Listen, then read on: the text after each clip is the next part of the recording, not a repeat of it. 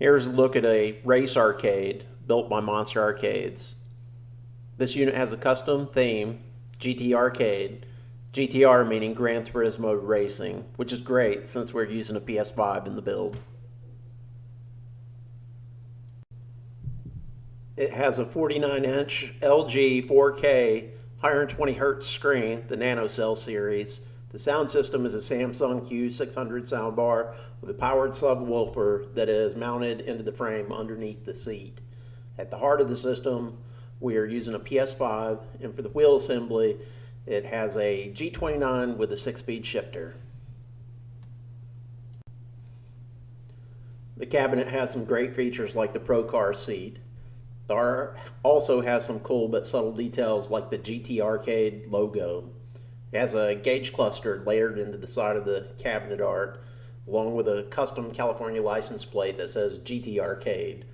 We changed it where it normally says the Golden State to the Racing State.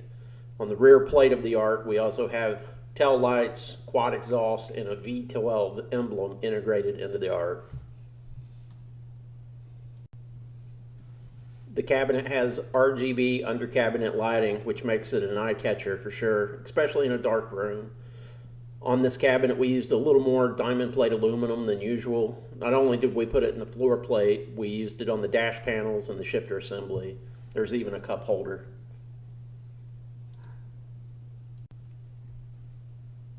Here are some of my thoughts on a racer setup in general. First, being the seats.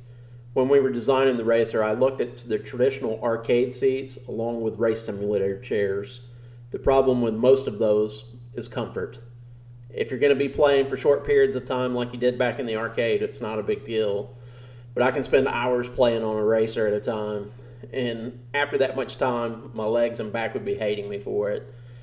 Even some of the simulator chairs have a really rigid frame with little to no padding, whereas the Pro Car seats are built to go into cars, so they're very comfortable and fully adjustable like it would in a normal car. So when designing our cabs, we use them. Plus, they look great. My second thought is about wheel hardware. Before I start, I want to acknowledge all the fanboys out there. I know whatever I say, I'm going to be wrong to certain groups. So, that being said, I'll put whatever a customer wants in their build because they're the ones paying for it and it's their machine. In this build, I'm using a Logitech G29. The reason? Price to performance. I know you can get better wheels. Logitech even has a Pro series now, not to mention other manufacturers like Thrustmasters and Fanatec. I've used them all over the years, and they're all really reliable, good hardware. But I like the G series for the performance to cost ratio. If budget is no issue, I love Fanatec, but it'll definitely make the price of your unit go up.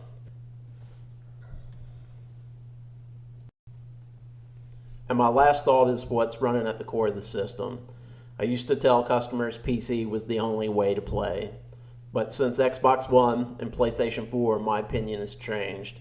And for the price to performance, it's hard to beat a Xbox Series S or a PS5.